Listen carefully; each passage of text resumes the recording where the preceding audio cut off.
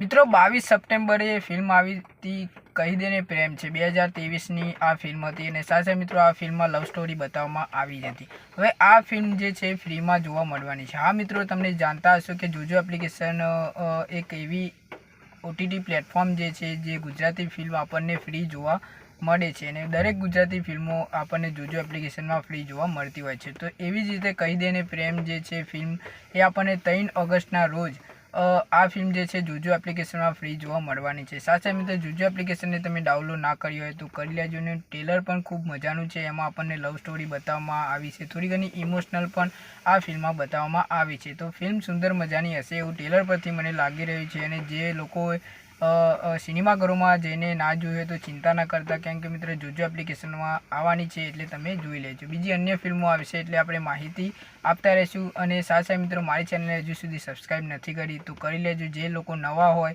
મારા વિડીયોમાં તો એ લોકોને ગુજરાતી માહિતી જોતી હોય ગુજરાતી મૂવીની તો મારી ચેનલને સબસ્ક્રાઈબ કરી લેજો। તો મિત્રો મળીએ નેક્સ્ટ વિડીયોમાં।